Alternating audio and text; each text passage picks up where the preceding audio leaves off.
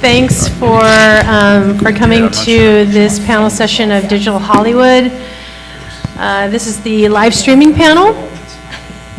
Music festivals and concerts, brands, bands, and new technologies. So my name is Kim Owens, and I have moderated this panel a couple of times. And with every season from spring to fall, there's lots of changes. And so we're going to be going over new technologies and developments and the impact of live streaming on brands and vice versa. And we've got some esteemed colleagues here in the industry that will share their insights and experiences with you. If you're tuning into the live broadcast, hello. Thank you for joining us. I'll do a quick intro of myself, and then I'll let the panelists introduce themselves and give you a little bit of information on who they are and what they do. So again, my name is Kim Owens. I am the VP of Strategy and Operations for Festify. It is a Wi-Fi and IT services company that specializes in temporary and permanent live events. So we provide all of the internet and operations and Wi-Fi for festivals, concerts, tours like Beyonce and Ed Sheeran, festivals like Lost Lands out in Ohio, and some of the other festivals that are actually taking place this weekend, including Demon Days. So, and I've been a journalist and researcher in the entertainment and tech space for over 20 years, and I'm the founding editor of Caffeine Buzz. I'm Mazen Alwar. I'm brand director over at the Recording Academy, most famous for the Grammy Awards. The Recording Academy is a membership organization of musicians that are in place to protect music, its interest, and creators' rights. And I'm Nadine Shelton. I'm a former Googler. I worked in live streaming at various startups in Google for 6 years, and now I'm an emerging tech consultant in the space of live streaming, VR, and now blockchain. Good afternoon. My name is Scott Merkin. I'm president of ESM Productions. We're a production company that's been doing live broadcasts, both linear and in live stream for nearly 25 years. And the last 2.5 years, we've actually become part of the Rock Nation family of companies. Hello. Good afternoon. My name is Sean Streif. I'm with AT&T Hello Lab. Lead manager there, overseeing live stream experiential marketing as well as strategy. My background is in experiential marketing, and recently have taken a big step into the live stream space, bringing a lot of our experiential events, festivals, and music properties to the live stream space on the AT&T side. And the Hello Lab team that I'm part of is a little incubator within the company that produces digital content with digital creators, traditional talent, and also building out experiences for our millennial and Gen Z audiences.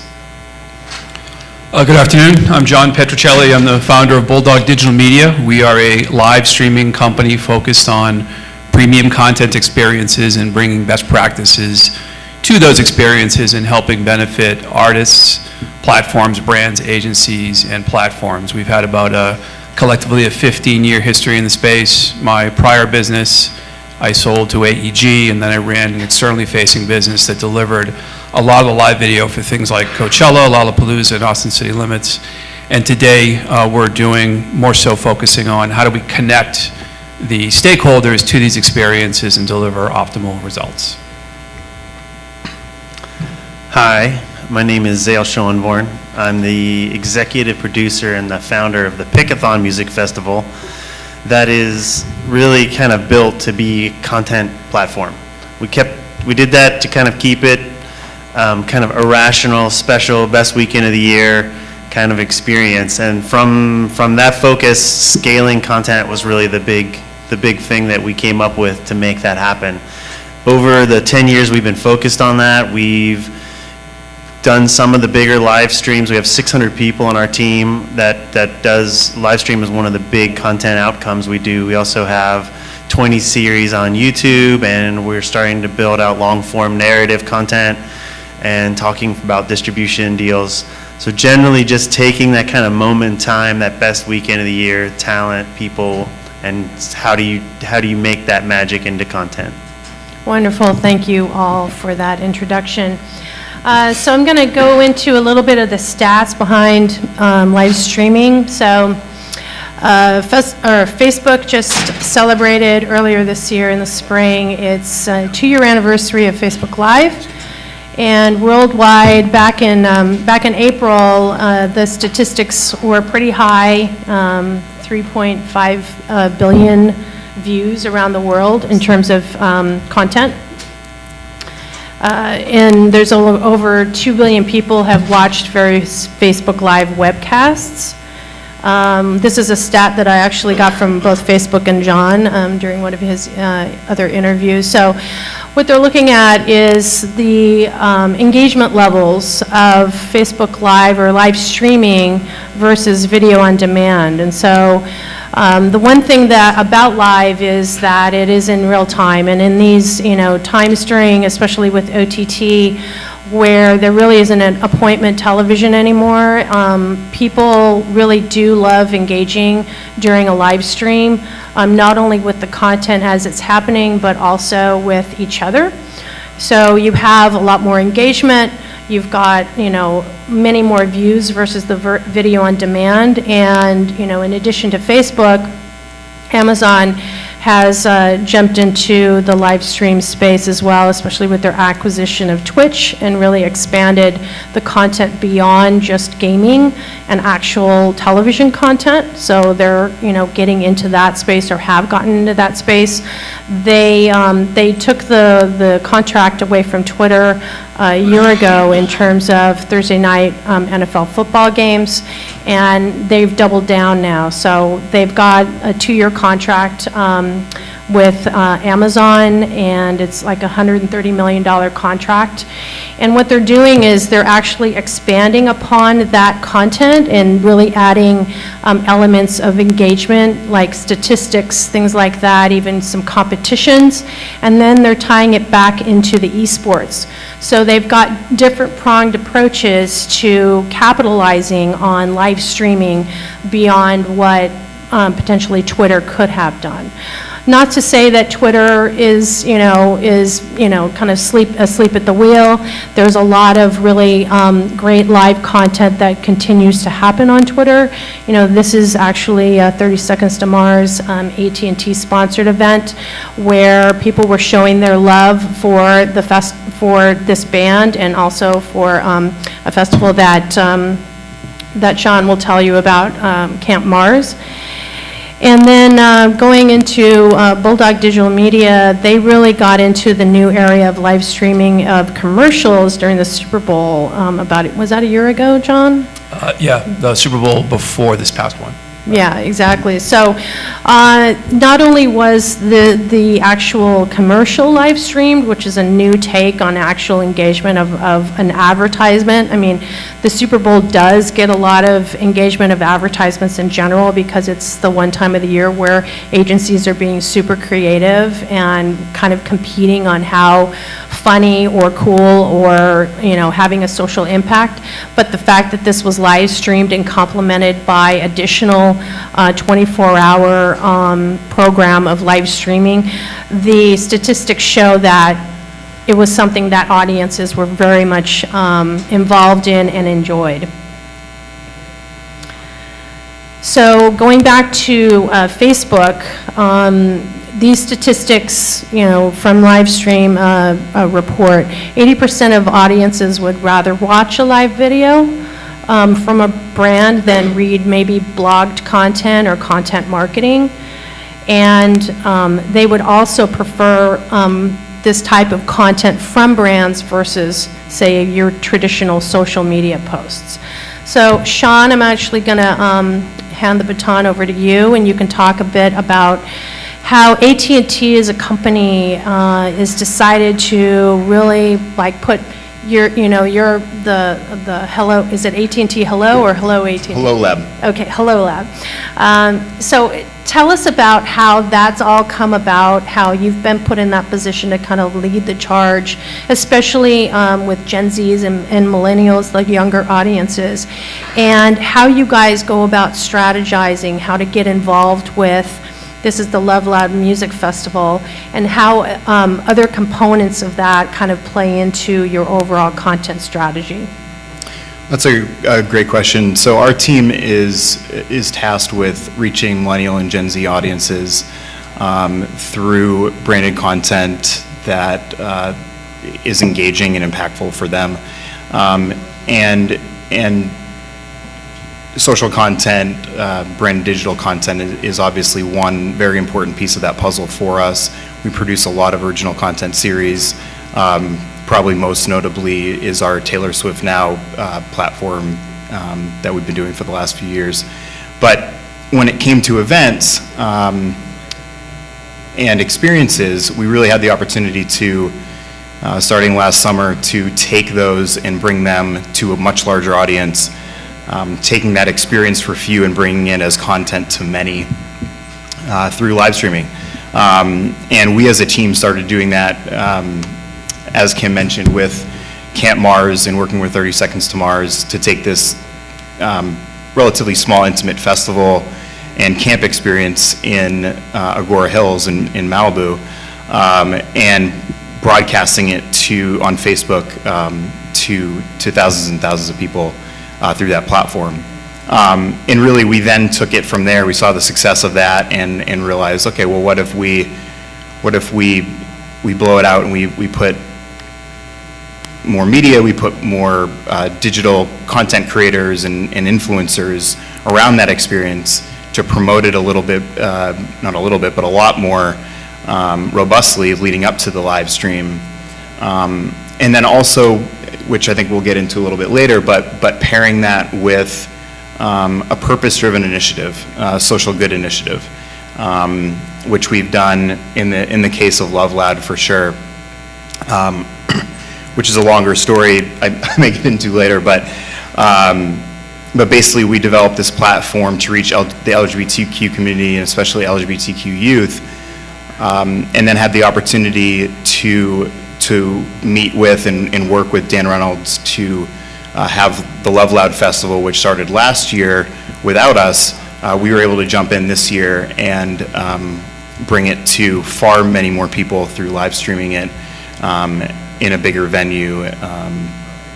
And that was a really amazing and special experience for us. But being able to tie it around a purpose-driven initiative, we were able to raise money for Love Loud and for an organization called the Trevor Project that really helped to bring awareness and resources to a LGBTQ youth suicide prevention program, which is extremely important, which obviously matched up very well with Love Loud's mission, which is providing support for LGBTQ youth in a particular community, and we were able to expand that to make it a little bit more, quite a bit more national. Thank you. Yeah, and this also plays into what we're looking at from not only the live perspective, but the video on demand perspective, and kind of how the repurposing of content, and which we'll get into in a little bit. So I'm gonna next go to Zale and have you talk about how you kind of are looking at the live stream and kind of expanding upon it. So this is a picture of the major production that goes on during Pickathon. Can you explain how you guys go about planning for this, and then get into how you go about taking that content that you've created, curated during the whole festival, and repurpose that content into, a series, and extend the brand and that experience over the course of the year? Sure. So the basic idea for us has always been, how do we keep this kind of awesome inner burning star alive, because if it was exposed to just market forces, it would just die. There's no way that that inner burning star really makes sense. So it's definitely valuable, and we build this, we kind of consider ourselves as the festival as a content platform. So yes, we have 600 people on our team. We plan that we ramp up to, just on the video side, there's probably another couple hundred on the sound, and over 1,000 more on the production. We hand build, or we build elements now that are kind of assembled, sound stages. So the whole festival is one big, it looks like kind of like an amusement park sound, but it really, at the heart of it, it's a film sound stage. And we're flexible, so we've been looking at content platform. Live stream, definitely a big part of what we want to do and reach. And there we're targeting 3 million people this year, at least on our own, unless we get involved with other folks. The 37 terabytes, we put, that includes full performances, every camera. So we're capturing just tons and tons of stuff for post. And then in post, right now, we're about a week, next Wednesday, we will launch an original series season on YouTube, where we have 20 different original series, and we'll premiere them all on Wednesday. And then once a day, every day of the month, we'll release a different one, all the way through July, right up to the festival. And there we build brand partnerships, and we're also taking some of that content, and it's built in narrative form, and we're looking at some licensing and some different OTT networks that may be interested, or we're going to put it out. So we're kind of experimenting, seeing, brands, licensing, both on streaming and content, what can actually scale for us, and all to keep the burning star alive. And one of the things I noted that the way you go about actually producing and art directing the videography and the capturing of of each different performance is really geared towards the mobile devices, because you realize most of the people that are taking in your content are watching them on your phone. Yeah. So I think that makes a big difference versus like the more wide-scale kind of traditional camera angles, right? Absolutely. We've been bringing things in tight. I mean, we have 6 public stages, so for a festival of 10,000 people, which includes the staff, we have 6 stages, public, of large and small sizes. We have 6 sound stages that are off the public grid. So, and every artist has to play at least 2 public performances and 2 sessions. And some of those are, and that's all kind of been long fought battles on the licensing side, a whole nother panel. Actually, I'm going to touch on that next. Yes. Because, I just wanted to ask. yeah, I wanted you to go ahead and, because, I mean, for the most part, once a live stream is done, because of licensing rights and because how expensive those are, for the most part, promoters like Live Nation and some of the others, they only do live because otherwise it would break the bank. So how do you go about actually overcoming some of those hurdles in terms of licensing, and what is the future of the monetization? So actually the Music Monetization Act recently passed in the past week. So I was hoping, Mazen, that you could kind of weigh in on what that means for artists, promoters, management, and if that has an impact on live streaming. Yeah, thank you. Definitely does. I wanted to ask quickly, do you see the amount of stuff you need to support live infrastructure reducing as technology improves over the last few years, or increasing to deal with the appetite for it? It's kind of a hard question. The film side of it really is talent-based and conceptually based. It's a lot of people to put together good talent.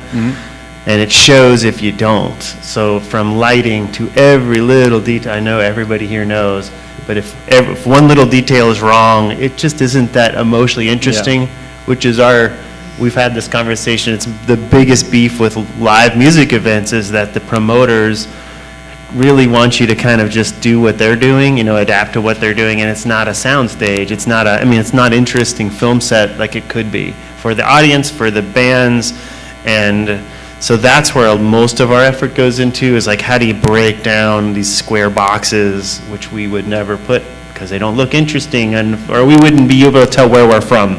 And I know, like, from the producer side, it's kind of a dream to be able to get into that side. Yeah, and so from a legal and rights side, kind of facing challenges that are born of the same central location, which is this technology is evolving so quickly, it's maturing. So you remember a few years ago, if you do it a live stream, you'd be all sorts of forgiving about it, but now you want the lighting to be perfect, and you want multi-track every time, make sure the sound is great.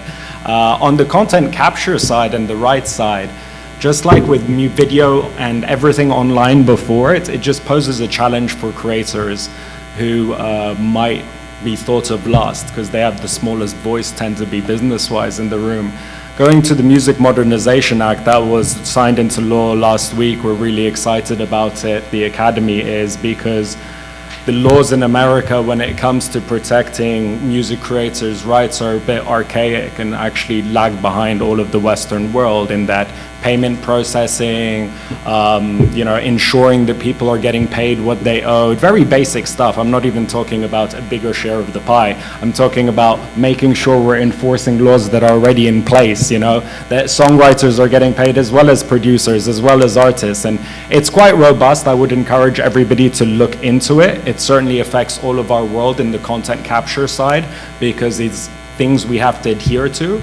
Also, if we can create, and the MMA is trying to do this, a world where all content capture, be it live video or otherwise, treats the creators in a way that is fair, meaning sustainable for them to keep doing this and to keep feeding the business. I'm actually sure the Rock Nation and Tidal guys have a lot of good ideas there, then it will enable us to really grow this in a beautiful way that continues to connect with consumers and also democratizes live stream in a way where everybody can kind of do it while respecting the content rights creators. So not exactly on the button of what you asked, but the Music Modernization Act seeks to protect creators' rights, which is top of mind considering this. And it was a long time coming. Yeah, and who gets Yeah. the splits when a song is in the background? People don't want to just take down content because there is the promotional aspect, and there's a lot to figure out as the world evolves. Absolutely. Scott, in the many live streams that you do, not only just for music, but for others, but in particular in the music area, what kind of conversations do you have about licensing rights and things like that, and the video on demand post-event? And John, you can answer next. I think, we take an approach that is very much in line with Tidal's doing. It's artist-centric. It's artist first. So we're never a promoter. So we're coming in to a situation either with an artist or with a curated collection of things that may wind up being served to a streaming audience. And so there's really only one way to do it, and it's the right way. So it's sometimes we do it very quickly, but getting the VOD agreements, get it out there early, have the conversations about it, and at the same time, to your point, our job is to share with the world what the artist wants to present, and so it's a holistic conversation that makes, most of the time, when it encourages the artist to want that content to live on because it's going to be something different. It's not going to be name a festival where it's the other way around, where it's like, hey, we'll get a feed from the board and put a camera, we'll give you a camera in the back, but this thing's sold out, and you can't have any lights, there's no spotlights, blah, blah, blah, and you get 5 minutes to load in. That's probably not going to be a takeaway or something that could live on a platform for an extended period of time. And by the way, a lot of times that content ultimately belongs to the artist afterwards, right? So we're creating something together while ensuring, and this is something that I've believed in from day one in our company's history, even prior to our partnership with Rock Nation,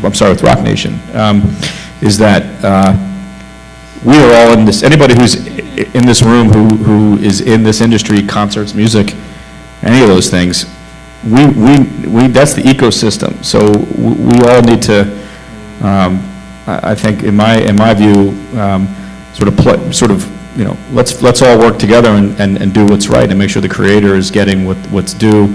I won't let anybody in our staff, no sharing logins for subscriptions, don't copy something that doesn't belong. I mean, that literally is stealing. It's the same thing as if you worked at Target and you were letting somebody steal little teacups out the back door, right? So, because it's all part of the ecosystem. So if you're doing it right, I think, and making sure that you're having the conversations with whoever the rights holders are, it's the labels and publishers and writers and producers and clearance specialists, which those folks are worth their weight in gold. Yeah, sync people for sure, yeah. And then partnering with the artists and making sure that we're delivering what it is the artist wants to deliver. I think that's been a recipe that's worked for us for a very long time. John, how do those conversations go? First, I think there's some misperceptions about this industry. We're not licensing music for television and film. It's going to live in perpetuity. It's a very different conversation. It's more of a moment in time and amplifying an existing experience. And what we've done in the past is create a three-phased approach to something like a music festival or a concert. So phase one is that live broadcast, happening in real time or near real time from those stages. When the day of the festival ends, phase two happens, it's a replay of that broadcast. So example, several years ago you had the Tupac hologram during the Snoop Dogg, Dr. Dre performance. People heard about that, they missed it in real time, they could tune into the simulcast and see that happen globally. And then phase three is a VOD window, and this is a window of 30 to 45 to 60 days at the most. And if someone wants that content beyond that window, great, that's a deal that they can go create and structure.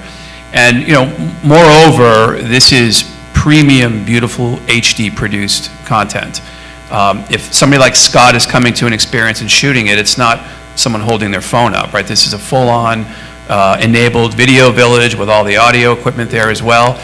So to Scott's point, there's now an asset that exists for the record label, for the publisher, or for the artist that they can now go forth with that normally wasn't there before. It was just a performance on the stage and moving forward. So largely, I think it's a misunderstanding of what's actually happening. And today, artists are showing up and saying, I expect to be streamed. I've invested very heavily in my social media footprint. I want to promote my upcoming future tour dates. We can do that in the live stream. We can talk, there's ways to do calls to action in the live video. People are watching, I think you saw a slide on Facebook, they're watching 3 times longer with live than non-live. We've done shows where the audience is tuning in for 25, 35, 40, 113 minutes we did for a festival in Coca-Cola in Mexico City. So there's a significant opportunity that can help drive things. And the reality is today's consumer is interested in a collaborative, real-time, participatory broadcast.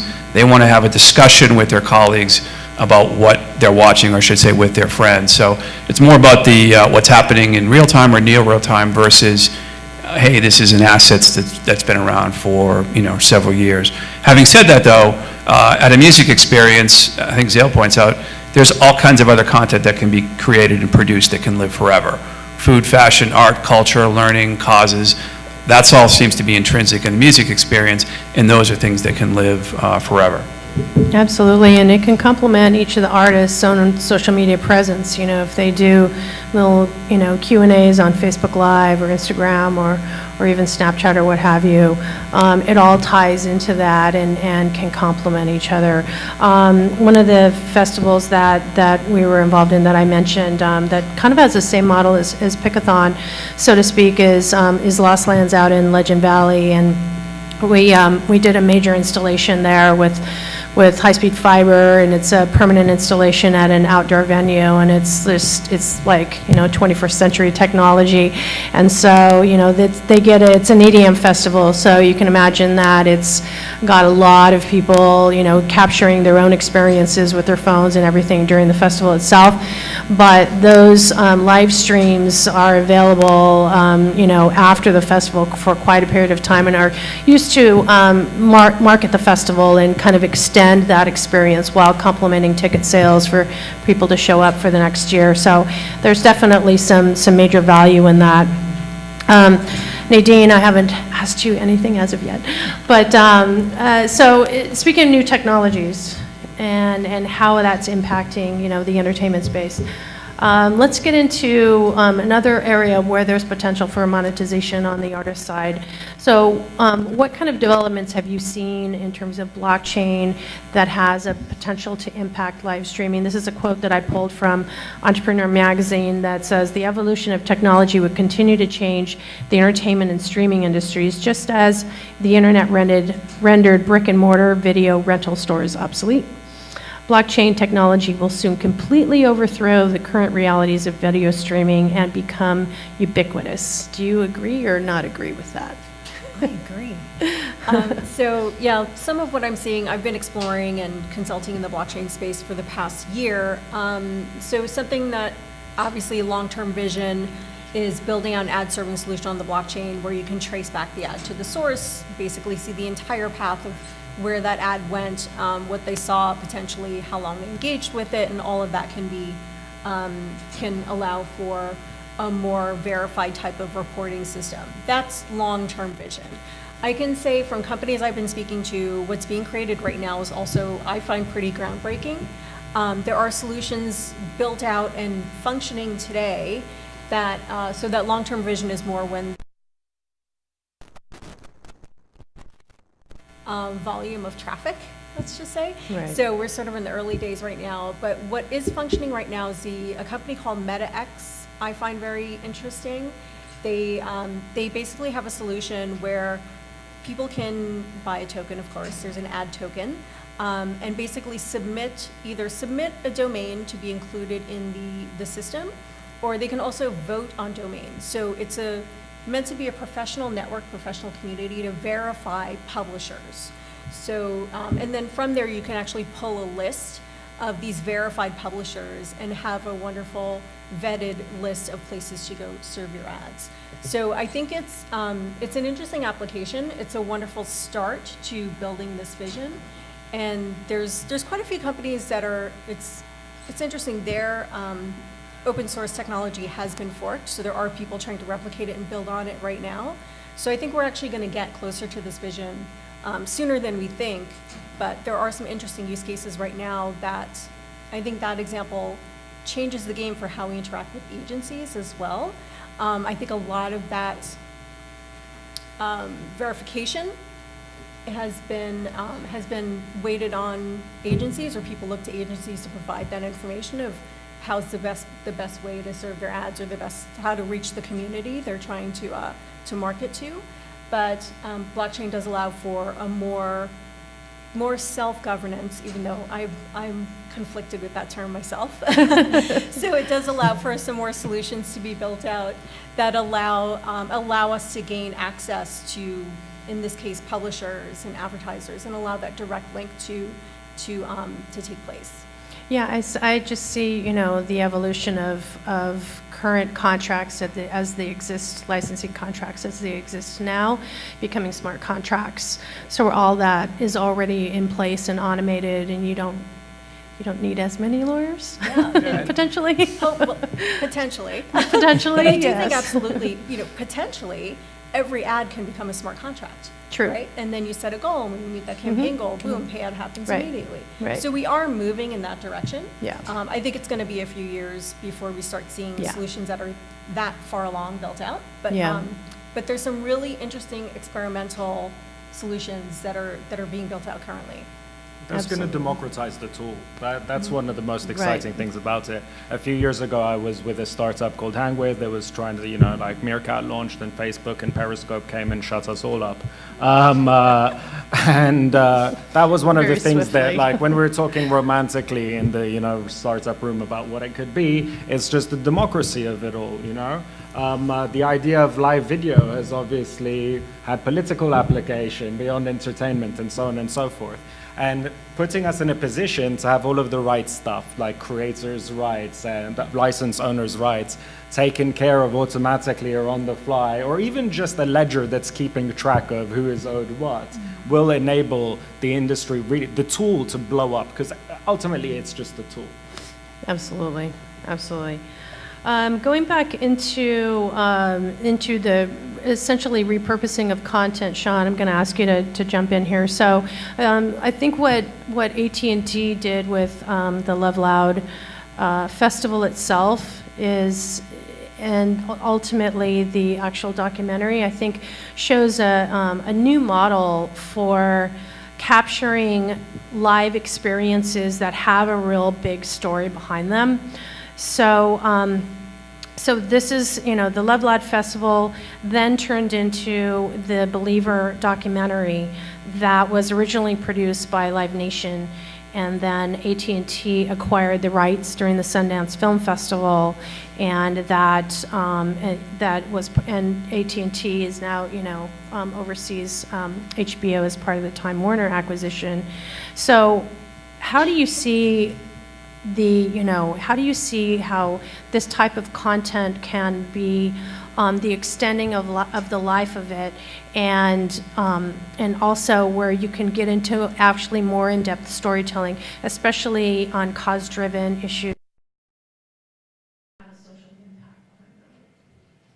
It's a great question. Just to clarify, so HBO purchased the rights to Believer before we got involved with that. So that was a separate one. I don't want to speak to how that went down, but we had created, our team had created this platform for the LGBTQ community to really bring awareness and kind of drive a platform for us to help out LGBTQ youth who are struggling with different issues, especially with suicide. And we partnered with, as I mentioned earlier, with the platform is called Turn Up the Love. We partnered with an organization called the Trevor Project. And then we were looking for a summer entertainment platform for the LGBTQ community to have as really the tent pole for that campaign. And when we heard about Believer, our team was in Sundance, had a chance to sit down with Dan after seeing the film, and were able to strike a deal with him to come on as the major sponsor for the Love Loud Festival's second year. The film was really based on its first year, which we weren't involved in, but we were able to give it some additional breadth in the second year. And through our Turn Up the Love campaign, as far as the content that you were mentioning, we not only did, as we do for a lot of our live streams, we try to add the VOD component, as everyone's been mentioning. It's not just a straight from live stream to VOD, but we really try to take a creative approach to edit that with the artists and then put it up on one of our platforms. Obviously, with now it's Time Warner being part of that family, hopefully there's opportunities in the future for us to work with those teams to bring that to different channels or platforms under our scope. But what we've done with an event we do around Super Bowl every year called Super Saturday Night, we developed a VOD piece around the live stream we did with Jennifer Lopez. We created a companion piece that was kind of a road to Super Saturday Night, backstage rehearsals, that kind of content that led into the live show that we edited down and were able to put up as a VOD piece on our audience network.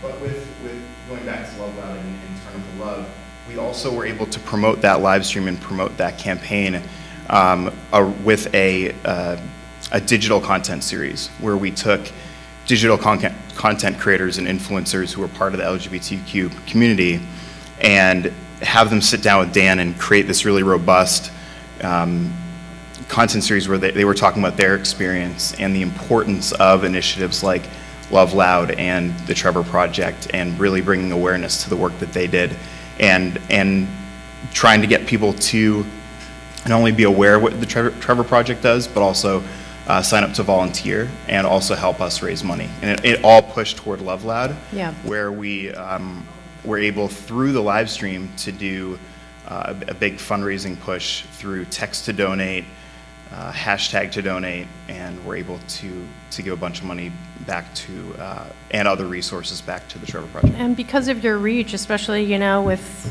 people who are AT&T mobile subscribers, you know, you have such a large potential for reach and a chance to make a really big impact. One of the other causes that I saw recently, this was, I don't know if you can see that because the screen is so, anyway, it was Chance the Rapper. You know, if you've heard about his involvement with the Chicago schools, this is a program that he's doing with Lyft, and it's streaming on Facebook, on the Facebook channel, the Watch channel, and it's all about, you know, raising money and donating to the public school system. You know, as we've seen Nike with Colin Kaepernick this past, you know, few months, as he, you know, the company did get some pushback. They expected that pushback, but from the statistics that I saw recently, they've had a $6 billion increase in sales, which is nothing to sneeze at. And it's kind of proof that their initial, you know, that their decision to do that was correct.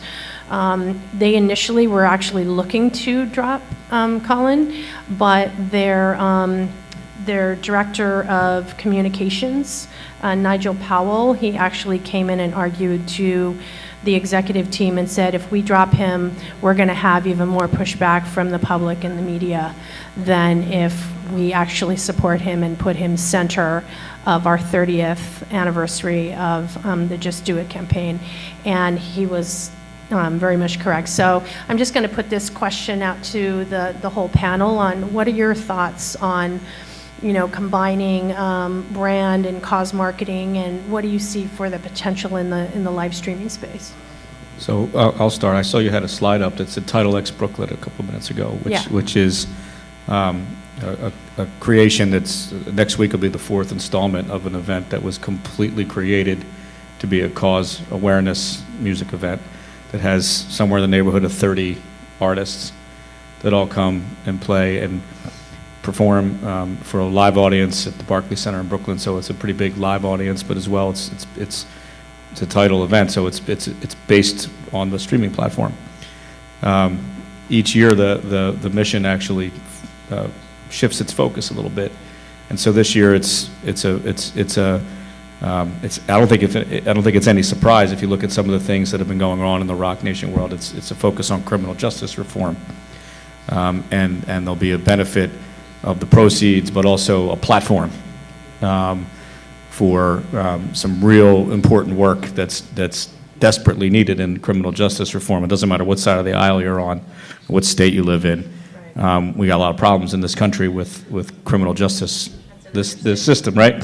So you know, it's an event that was created as a from the ground up as something to cause awareness and to be an artist first event, and any event that can have 30 plus artists come and essentially come play for supper, as we say. You know that it's meaningful, and I mean that's nothing new. I mean I can definitely say that when I was 15 years old, one of the things that really was a major influence in my life and steering me towards the career I'm in was a cause-related event called Live Aid that happened, and so to really bring mostly awareness. I don't know, they actually brought more awareness than dollars, but it was really helpful to bring awareness about famine in Africa and things along those lines in the global world. And so And just one little quick thing to come back around on the repurpose. I mean, all that stuff will have a great repurpose and have uses in other platforms, documentaries. There's Meek Mill stuff that's being worked on now, and an example of it was not the same type of cause. It was a music cause, an art form cause. But the first year we had done the Made in America Festival, because we were artists first and because we were really careful about how we crafted the presentation with artists, we were able to, Ron Howard did a film around that the first year. It was on Showtime. And all of the concert footage that's in that film is our footage from the live broadcast. That was pre-title, actually. But, and so we were able to say, hey, we're going to make this cinema quality on the live stream, and it'll have another purpose in the film, and it's exactly what happened. I think philanthropy around music is most exciting in the live video world. It really is. It's got incredible potential. I know with the Recording Academy, one of our big charities is Music Cares, that focuses on health and human services for anybody in the music community. If you know people in music who need help, tell them to reach out. But we revisit most of the money raised for Music Cares happens at one event called Person of the Year, where we nominate somebody who's a legend in music. They put together a concert. We get a lot of people to break out a checkbook for ridiculously priced tables because it all goes to charity. And we've had the opportunity in recent years to extend that to Facebook, where you can maybe donate live, you know. And the first year we launched it, they weren't even ready with Donate Live, but we saw the numbers translate, because music is clearly an emotional connection. And also, putting on just my marketing hat outside of it, we're constantly trying to get people emotional. Think about every ad you ever see. It's funny, it's sad, it makes you feel guilty, right? And so it's the ability to create an emotional connection with the viewer and the person who also represents a psychographic, right? We do it for love. And tracking back to something John said earlier, like, why is live experience? Why do people want to watch it live, actually, rather than later? You know, Beyonce's Coachella concert, when it happened on a Saturday night, I don't think it was just my office where we're talking about music a lot, as you can imagine. That was a water cooler moment. That was, oh, did you get it? It's because it's a gathering point. It's a central gathering point, you know? You say, like, the word religion actually comes from the Latin word religare, which means to gather. And that's what this music, like live music, gives us, this religious moment where we can all gather around that. And then for, you know, people like me who want to translate that into dollars, especially when it's dollars for good, like, oh, aren't you feeling great? Let's protect music education. Like, it's an incredible opportunity. And it's really where I'm personally most excited to see the world go. And I think, too, it provides another level of engagement for people, right? And so when you're streaming an event on social media, there's inherent engagement that's going to happen there. But when you give people the opportunity to engage and be part of almost a movement in certain cases, you really see a spike in that engagement. And you feel Absolutely. together. Absolutely, yeah. And more. Sorry, Kim, I just wanted to add to that, actually. Oh, yeah, Just go ahead. something that came up for me through the bringing up Colin Kaepernick and the points that were brought up here. I think there's something to be mentioned for inclusion and diversity there, too, right? The fact that Colin Kaepernick was included in that campaign was so enormously successful, and the fact that there's a philanthropic element to a lot of the things we're talking about. I think there's an element to connecting to our audience that we're not really touching on, right? Making sure that people are seeing someone like themselves in the content that we're creating, and also connecting back to causes that help people like them or benefit people like them.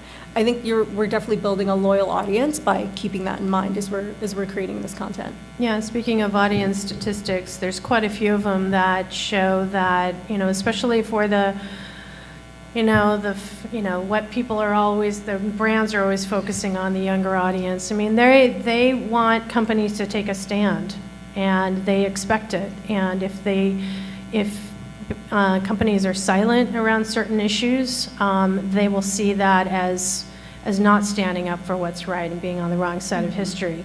So 68% of teen companies, feel like, corporations and brands have an obligation to solve problems, and there's a lot of problems to solve in the world.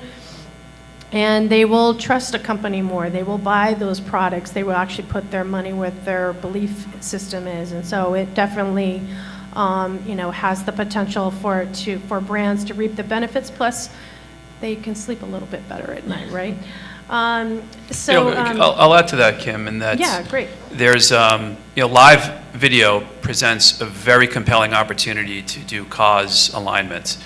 And I'll borrow something from Scott I learned 3 or 4 years ago. There's a wrong way and a right way to put up live video. And live streaming something from your camera is surveillance video. And you may attract people to watch it, but they're not going to be engaged. And I've been involved in things like I've helped live stream Katrina relief and Stand Up to Cancer and other things.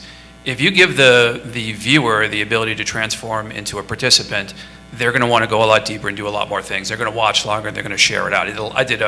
I helped migrate YouTube into this market, so I've been involved in hundreds of live streams on that platform just in general. Today's consumer wants to have a collaborative and, again, a participatory experience. They need a social stream that exists in and around the live video that they're watching. And we found ways to aggregate the conversation, but more importantly, curate it. So the social stream is now related to the video. And when we do that, we see almost a 20 to 40% lift in engagement. People aren't getting spammed with all kinds of nonsense that's not related to what they're watching.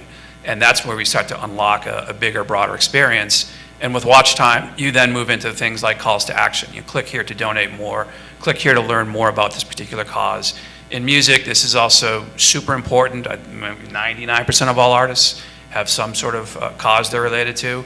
And if a brand wants to engage with today's consumer, we've seen, Nielsen numbers. 63% of millennials watch live video, 42% of them create it. So there's actually an underserved amount of content to reach that demand. And we were talking, Sean and I, about the Warped Tour that just ended.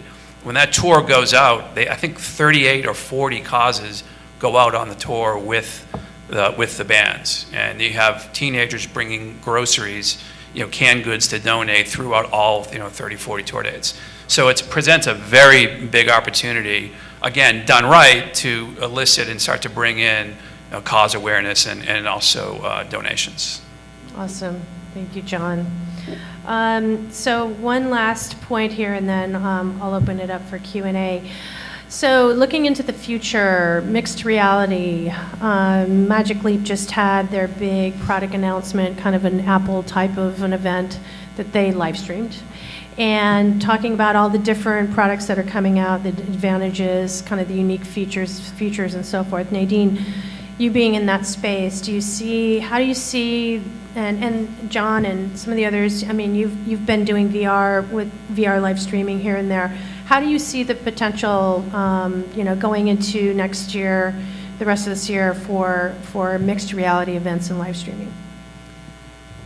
Yeah, I think it's definitely the opportunity to change the viewing experience, right? There's the Magic Leap, which everyone's talking about right now. They just had their huge announcement, their demo in LA. And, the fact that you can scan this room and have some spatial recognition and then project a video onto a wall or onto another surface. I think that absolutely that can be a little gimmicky, but that's certainly a way to change the way that we're interacting with this content and ingesting this content. So that's the immediate change. But I cannot wait for the social element to be built in, because the moment that you can wear, my goggles in Los Angeles, and I can have my friends in New York wear their goggles, and we're projecting onto the wall. See the avatars, your own custom avatar that Magic Leap talked about. Or, yeah. Maybe someday your volumetric capture, really absolutely. true avatar that reflects Right. What I actually look like in my expressions. I think that's going to be an incredible time where we can all watch it together in that space. Right now, aside from, Magic Leap, which everyone's talking about, I find, like you said, you can create your own little avatar and sit in Oculus Go and watch things with your friends and interact and sort of turn to your friends and have a conversation about And what you're watching. Facebook is working in that space as well. right? Absolutely. Yeah. So I think that's where we're going to see more engagement, rather than sort of the tune in at this time, at this date, solo experience, right. which is also really wonderful, especially like we're saying with music, has this wonderful religious experience where we love these people who play music and want to consume their content as much as we can and feel like we're next to them. So I think the technology is going to allow us to feel like we're next to those artists in a whole new way and create a whole new experience of consuming live content. And we also discussed during our call about not doing 360 and VR just for the sake of doing it, and actually doing it properly, where the artist is really happy with the outcome. So maybe you, Scott, you can. Yeah, and yeah, John, there's a you little can bit of speak to a, I that. guess, somewhat of an opposing view, or at least a contrasting view, something I don't think is going to go away in any time soon, and that is going back to the original thing about presenting to the world what the artist wants to present. And so, if you know, you're watching, and I saw it was great, there was a Paul McCartney thing a number of years ago, it looked really great. And just for fun, I just stared at the drummer the whole time. He probably didn't know I was looking at him, right? And then if Paul was there, Paul's cool, he'd be like, all right, whatever. But like, that's probably not the idea behind what the band would be presenting. And then the true story, and I'll keep the names to save the innocent here, but we had it was more of a 360 live stream project that we were working on about 18 months ago with a pretty large recognizable artist, and we had some concerns early on about resolution, things like that we talked about with John, and the surveillance line, which is a good one, it'll last forever, right? But where we were expressing those things with management and expressing with the artist, and kept going forward with it, and then literally the day before the live event, which was about an album launch and a big thing and a whole reveal, they came and they were like, okay, you're right, can we please switch this back to an HD, 8 camera, curated, if that's the new word for directed television, curated, and we'll take it. And we had to, that was the only thing that the artist was going to be happy with at the end. So I think it's got a long way to go. It might be a little gimmicky, and it's cool to go and look at 360, put goggles on, and all that stuff is definitely cool, but the artists that work really, really hard on rehearsal and lighting and which angle and where you're looking, where you're not looking, Right. I think we got a way to go on that, and so I think there'll always be a place for the curated, beautifully produced, beautifully lit, beautifully mixed, visual that there was a channel that used to exist called MTV. They used to play music, and so I guess I there's remember people that back in the that day. would want to yeah. we experienced that. Yeah, during the VHS days. I yeah. think that's true in the consumer side as well. Like, especially North American consumer is lean back. Like, why is Pandora even still around if we pick what we want to watch and consume, you know? And so to curate a stream for them, I think like that's how they want the experience as well. We need to wrap up here, so, question? Yeah, I have a couple of them. Just asking one. Yeah, we have like 2 minutes, sorry. Talk about the artist owning the content, okay? I came up in the music business, Saul Zaentz hired me at Fantasy, back when Creedence was America's #1 group band. And when Tom and John broke up, it was decades before John Fogerty could perform the songs that he wrote in public. Okay? And I'm a huge fan of Empire right now, and it seems to me if that's an accurate view of the contemporary music industry, that model still pertains. How is it that artists now seem to have control rather than labels? It isn't completely. It's still being wrestled back and forth, but I was almost going to needlessly interrupt earlier when Scott was touching on everything that Tidal are doing. At the end of the day, you've got a few rights owners who have big voices in the rooms, like Jay-Z and Beyonce and everyone else, and they're saying, you know what, we're going to use our control to negotiate better deals. And then you have people like Chance the Rapper who said, I'm not even going to take a label deal. I'm just going to take a publishing deal because I still need that, right? And I win 3 Grammys, I'm a household name, all the brands want to work with me, you know? And it's like they are breaking the mold a little bit and reminding the industry that we need to reinvent. You know, people who talk about the heyday of the music industry, televisions weren't even proliferated in America until the 70s, okay? And so like all of this is evolving and we need to evolve with it. And thankfully the creators, at least from my perspective, are getting smarter and they realize, wait, you can't do this without me. And I'm gonna use that to create a better world for all of us moving forward. They get them all coffee with Pete Townsend, who learned how to do this 50 years ago. Okay, yes, this gentleman right here.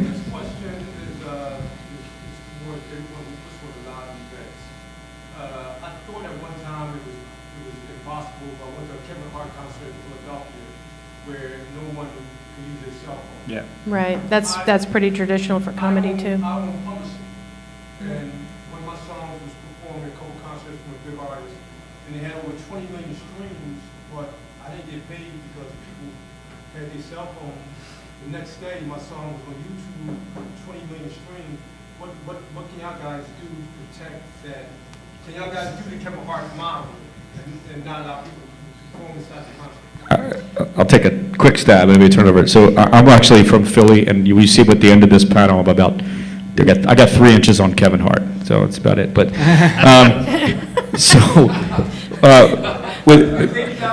yeah, no, I remember at the Lincoln Financial, so he's one of the first artists to do the phone thing, and there's a variety of artists, a lot of in the comedy space that Jack it's about, Lemmon. it's Chappelle does it too, Yeah. and part of it's about distraction, Yeah. and part of it's about, this is my content. Right. But I can tell you that, the first year we did Made in America, it was on YouTube, and the burden is on the rights holder. At least it was, and it was very, very difficult, very difficult. We had, might have been you, but we have people we were talking to, and it was still extremely difficult to go.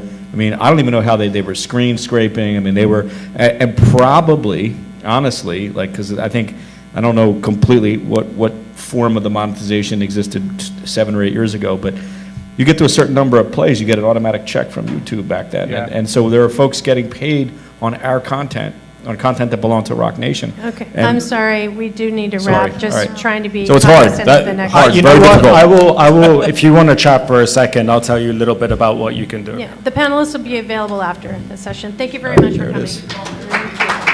Bonus content after the panel. Thanks, everyone.